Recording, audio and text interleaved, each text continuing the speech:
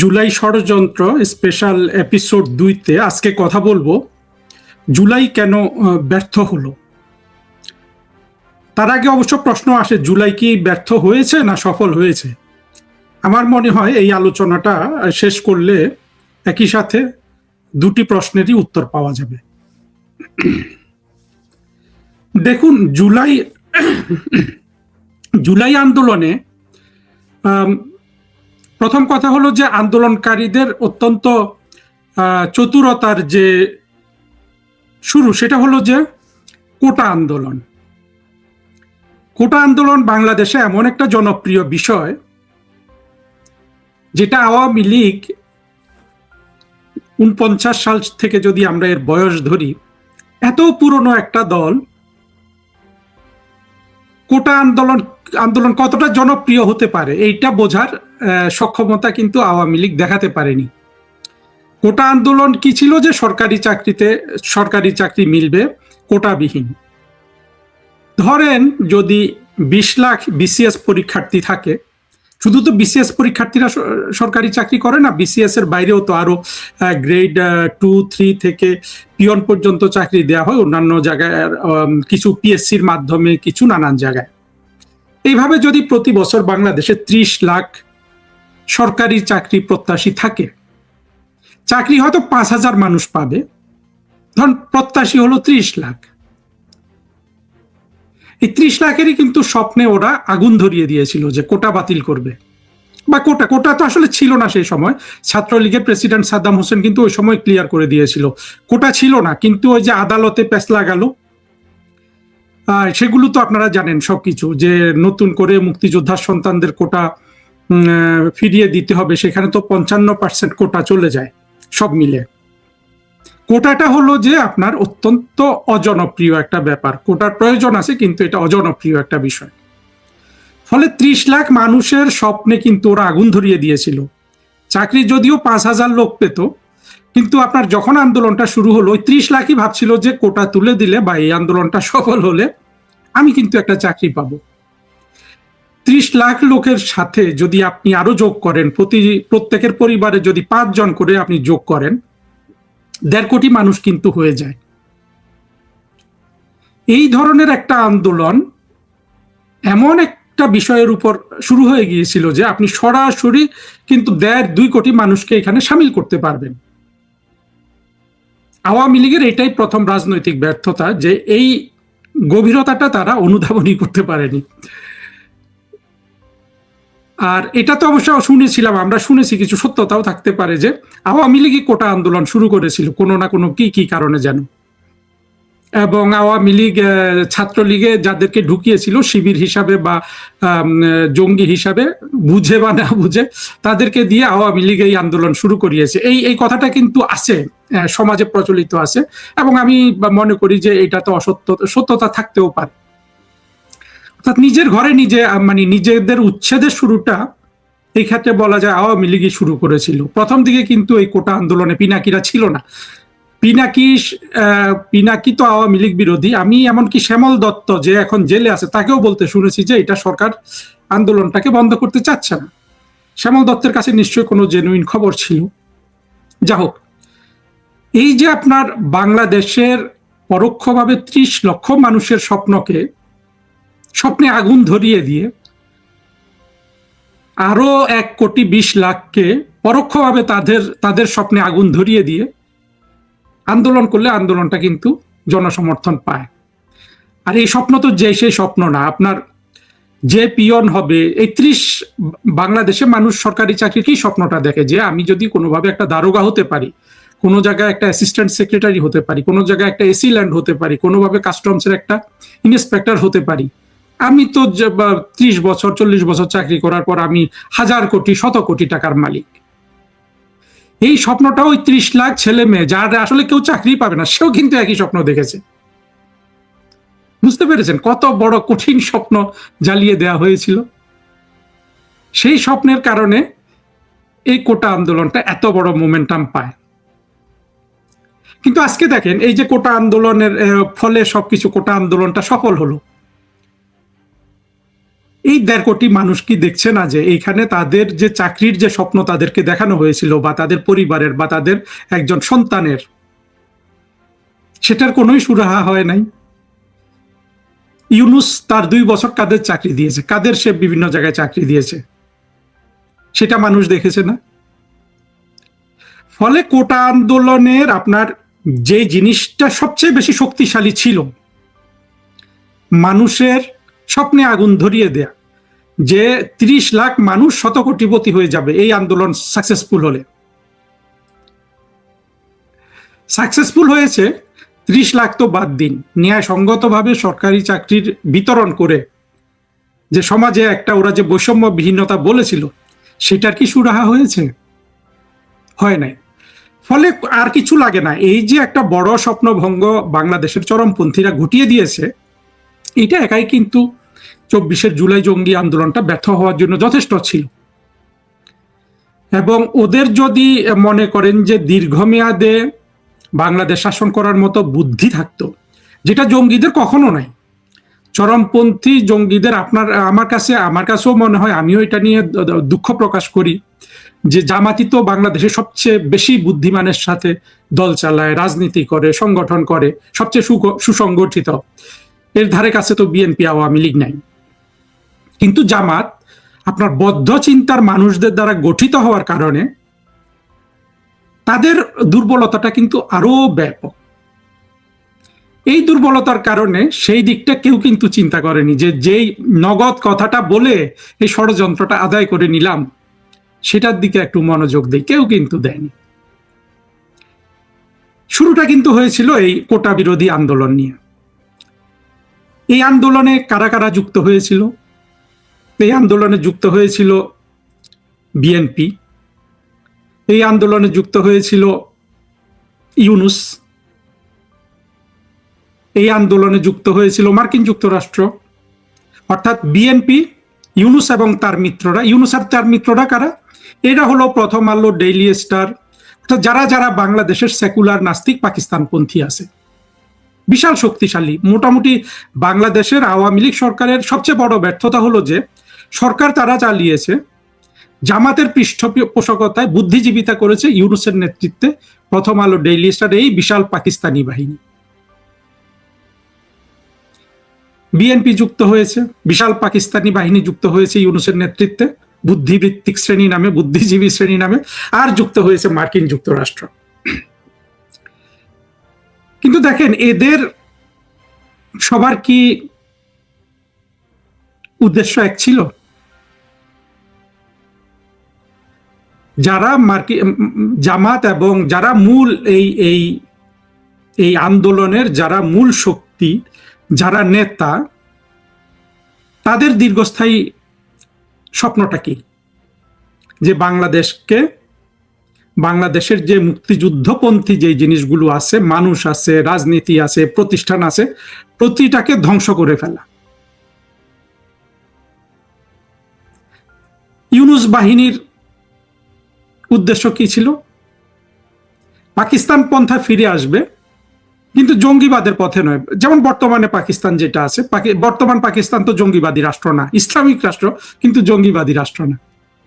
বিএনপির স্বপ্ন কি ছিল? আওয়ামী লীগকে হটিয়ে ক্ষমতায় আসা। মার্কিন যুক্তরাষ্ট্রের স্বার্থ ছিল যে ভূরাজনৈতিকভাবে বাংলাদেশকে, তার যে মার্কিন যুক্তরাষ্ট্রের যে বৃহত্তর ভূরাজনৈতিক স্বপ্ন, সেই স্বপ্নে বাংলাদেশকে সামিল করা। অর্থাৎ শেখ হাসিনার সরকার, হ্যাঁ, এইখানে একটা কমন বাধা ছিল শেখ হাসিনা, তারেক রহমানের বাধা শেখ হাসিনা। শেখ হাসিনা প্রধানমন্ত্রী থাকলে তারেক রহমান প্রধানমন্ত্রী থাকতে পারছে না। ইউনূস এবং ওই বুদ্ধিজীবী শ্রেণী যারা বাংলাদেশকে পাকিস্তান মডেলে দেখতে চায়, তাদেরও বাধা শেখ হাসিনা। মার্কিন যুক্তরাষ্ট্রেরও বাধা শেখ হাসিনা। আর যারা স্বাধীনতা বিরোধী, তাদের বাধা তো শেখ হাসিনাই। ফলে ওরা ঐক্যবদ্ধ হয়েছিল যে একসাথে এক নৌকায় বা এক আন্দোলনে উঠে শেখ হাসিনার পতন ঘটানো। আপনারা খেয়াল করবেন, এটা গোলাম মোল্লা রনি বলে যে আর কিচ্ছু ভাবা হয়নি, শেখ হাসিনা পড়ে যাক, শেখ হাসিনা পড়ে যাক। আসলে তাদের সবার ওটুকুন প্ল্যান ছিল, কারো কারো দীর্ঘমেয়াদী প্ল্যান থাকতে পারে, কিন্তু শেখ হাসিনা পড়ে যাওয়ার পর কি করবে এই প্ল্যান করার মতো বুদ্ধি তাদের ছিল না, আর থাকার সুযোগও ছিল না। কারণ হলো যে আপনার চারটা শক্তি এখানে মিলিত হয়েছিল। বাংলাদেশের স্বাধীনতা বিরোধী মৌলবাদী জঙ্গি শ্রেণী, যাদের উদ্দেশ্য ছিল বাংলাদেশকে একটা মৌলবাদী জঙ্গিবাদ রাষ্ট্র করা এবং পাকিস্তানের পরাজয়ের প্রতিশোধ গ্রহণ করা। ইউনূসের নেতৃত্বে এই ডেইলি স্টার, প্রথম আলো সহ বুদ্ধিজীবী শ্রেণী, তাদের আবার কিন্তু পাকিস্তান প্রতিষ্ঠা করার স্বপ্ন আছে, কিন্তু মাইনাস জঙ্গি শ্রেণী। দেখেন কিভাবে তাদের মধ্যে কনফ্লিক্টিং ইন্টারেস্ট আছে। বিএনপির স্ট্রেট ফরওয়ার্ড, রাষ্ট্র ক্ষমতায় যাওয়া, তারা যেভাবে আগে দেশ চালিয়েছে সেইভাবে দেশ চালানো। মার্কিন যুক্তরাষ্ট্রের যে স্বপ্ন ছিল, সেখানে কি জামাতের যে স্বপ্ন বা বাংলাদেশের স্বাধীনতা বিরোধীদের যে স্বপ্ন, ধরেন স্ট্রেট ফরওয়ার্ড যে একটা ইসলামিক রাষ্ট্র গঠন করা, এইটা তো মার্কিন যুক্তরাষ্ট্র তো এই স্বপ্ন দেখে এই জঙ্গি আন্দোলনে আপনার সাহায্য করে নাই। সবারই ইন্টারেস্ট, কনফ্লিক্টেড ইন্টারেস্ট ছিল, অর্থাৎ স্ববিরোধী ইন্টারেস্ট ছিল, যার কারণে এদের সবার এক জায়গায় বসা হয়েছিল শেখ হাসিনাকে উৎখাতের জন্য।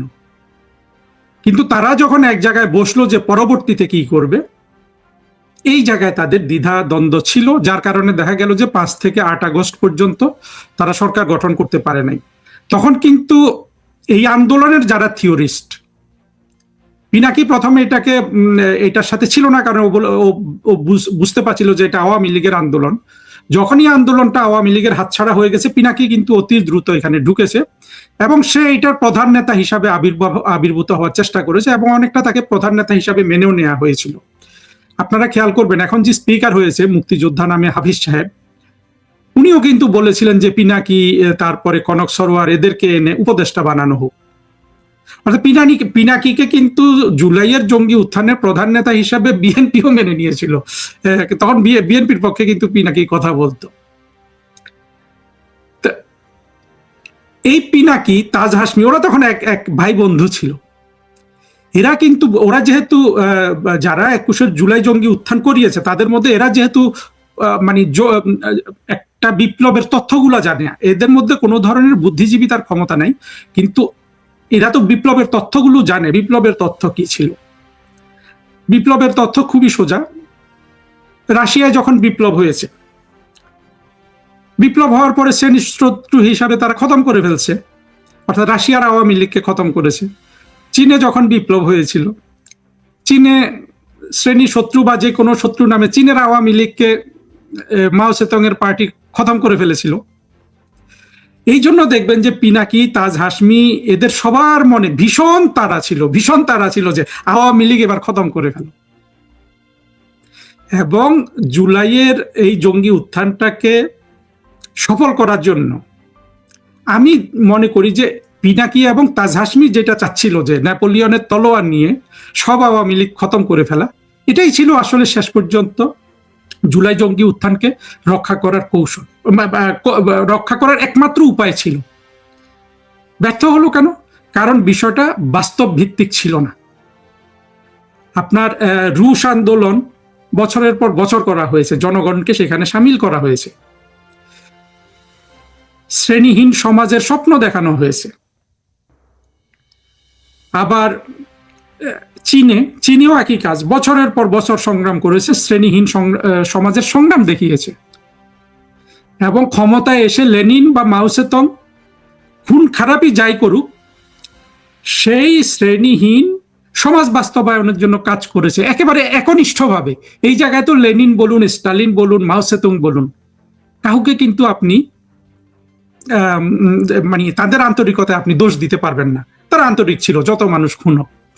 জুলাই জঙ্গিদের যে উদ্দেশ্য তারা দেখিয়েছে জনগণকে, যেটা দেখিয়ে তারা বৈষম্য বলে অনেক, সেটা কি ছিল যে বাংলাদেশের সরকারি চাকরিটা দিবে ন্যায়সঙ্গতভাবে, অর্থাৎ সরকারি চাকরি পেতে কোনো পিতামাতার চিন্তা করতে হবে না, অর্থাৎ যেই ছেলে মেয়ে সরকারি চাকরি পাওয়ার যোগ্য সে সরকারি চাকরি পাবে।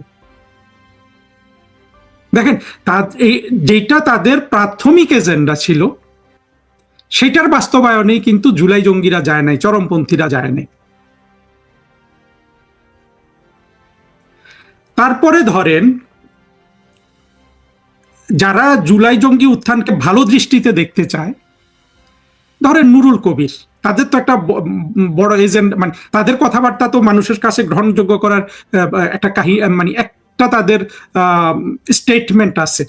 নুরুল কবির বলুন বা এই জাতীয় যেগুলো পাকিস্তানি সেকুলার বুদ্ধিজীবী, তাদের ভাষ্য বা বিএনপিরও বলেন, তাদের ভাষাটা ছিল যে গণতন্ত্র প্রতিষ্ঠা, গণতন্ত্রের সংগ্রাম, ভোটের লড়াই, ভোটের সংগ্রাম। অ্যাক্রস দ্য বোর্ড সবাই বলেছে, এটা জঙ্গিরাও বলেছে, সবাই বলেছে, কারণ এই কথাগুলো তো জনপ্রিয়।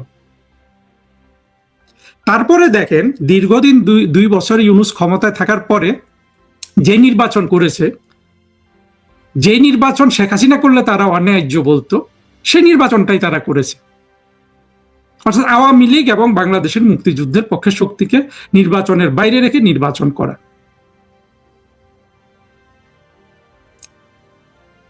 তাহলে কি উদ্দেশ্যটা সৎ ছিল, গণতন্ত্র প্রতিষ্ঠার উদ্দেশ্য? আমরা যদি এই দুটা জিনিস চিন্তা করি, যে বৈষম্য দূরীকরণ, চাকরিতে বৈষম্যহীনভাবে চাকরি দেয়া, গণতন্ত্র প্রতিষ্ঠা, এই উদ্দেশ্যগুলো কি তারা সৎভাবে পালন করেছে? একজনও, এক ব্যক্তিও? এবং পালন না করাতে কোনো জায়গা থেকে কি কোনো ধরনের আপনার কথা উঠেছে? উঠে নাই। এই যে সৎভাবে পালন না করা এবং গণতন্ত্রের কথা বলে গণতন্ত্রহীনতা বাংলাদেশে বাড়ানো, বৈষম্যের কথা বলে আপনার ফেসিজমের বিরুদ্ধে কথা বলে ফেসিজম এবং বৈষম্য নিয়ে আসা, কোটা রহিত করার নামে পুরা কোটা জামাত শিবির বিএনপিকে দিয়ে দেয়া, প্রতিটা জায়গায় কত বড় অন্যায়ের ঘটনা ঘটেছে আপনারা চিন্তা করতে পারছেন? আপনারা দেখুন যে বিপ্লবগুলা সার্থক হয়েছে, আপনি সেই রুশ বিপ্লব আর চীন বিপ্লবই চিন্তা করেন। যারা বিপ্লবের নেতা, যারা বিজয়ী, তারা যেই কথা বলে বিপ্লব কায়েম করেছে, সেইটা বাস্তবায়নে তাদের আন্তরিকতার কোনো অভাব ছিল না। তারপরেও কি ওই বিপ্লবগুলো সফল হয়েছে? স্বল্প মেয়াদে সফল হয়েছিল। চীনের বিপ্লব, রাশিয়ার বিপ্লব, তাদের রাশিয়ারটা যদি আমরা ধরি, তাদের যে থিওরি কমিউনিজম, সেটা যে মানব জাতিতে প্রয়োগযোগ্য নয়, এই কারণে চূড়ান্তভাবে রুশ বিপ্লব ব্যর্থ হয়েছে। কিন্তু 1917 সাল থেকে 1990 সাল পর্যন্ত তো সেটা সাকসেসফুল ছিল। অনেক দিন লেগেছে কিন্তু ব্যর্থ হতে। আর চীন এটাকে যাতে ব্যর্থ পরিপূর্ণভাবে না হয়ে যায়, চীন কিন্তু আবার আপনার পুঁজিবাদের এবং অন্যান্য জিনিস এখানে আত্মস্থ করে তার দেশটাকে টিকিয়ে রেখেছে। কিন্তু ওই জায়গায় আপনি তাদেরকে দোষ দিতে পারবেন না। লেনিন বা তারপরে যারা এসে স্ট্যালিন, মাও সেতং বা তারপরে যারা এসে, তারা কিন্তু তাদের বিপ্লবের যেই উদ্দেশ্য জনগণকে বলা হয়েছিল, সেখান থেকে তারা কিন্তু এক বিন্দু কিন্তু সরেনি। প্রয়োগের পদ্ধতি হয়তো বা ভুল থাকতে পারে, কিন্তু না, মানুষের জীবন মান উন্নয়ন, মানুষকে সমৃদ্ধি দেয়া, হ্যাঁ, শোষক শ্রেণীকে নিবৃত্ত করা, তাদেরকে বন্ধ করে দেয়া, এই উদ্দেশ্যগুলো তারা জেনুইনলি সফল করার চেষ্টা করেছেন, যত মানুষ খুন করুন না কেন। কিন্তু বাংলাদেশে যে বিপ্লব হয়ে গেল জুলাইতে, সেইখানে দেখেন তারা যেসব প্রতিশ্রুতি মানুষকে দিয়েছে, একটাও তো বাস্তবায়ন করা তো দূরে থাকুক, বিপরীতটা করেছে। প্রত্যেকটা জায়গায় কিন্তু বিপরীতটা করেছে। হ্যাঁ, জুলাই জঙ্গি উত্থানে আরেকটা পার্টি ছিল সেনাবাহিনী। সেনাবাহিনীর উদ্দেশ্যটা কি ছিল? সেনাবাহিনীর উদ্দেশ্য বেশ, এটা নিয়ে আলাদা কথা বলার দরকার। ইমিডিয়েটলি উদ্দেশ্য ছিল যে সেনাবাহিনী যাতে আপনার ইয়েতে যেতে পারে, এই যে তাদের ইয়েটা যাতে বন্ধ না হয়ে যায়, তাদের পিস কিপিং মিশনগুলোতে ফোর্স পাঠানো যেন বন্ধ না হয়ে যায়। চিন্তা করেন কত ক্ষুদ্র স্বার্থে একটা প্রতিষ্ঠান কত বৃহৎ স্বার্থ জলাঞ্জলি দিতে পারে। এটা নিয়ে আমাদের অনেকদিন কথা বলতে হবে, আমি আজকে সেটা বলছি না। আরো যে কারণে আপনার জুলাই জঙ্গি উত্থানটা ব্যর্থ হয়েছে, তার মধ্যে ছিল যে ইউনূসের স্বার্থপরতা। জুলাই জঙ্গি উত্থানের সাথে সবচেয়ে বেশি বেইমানি করেছে ইউনূস।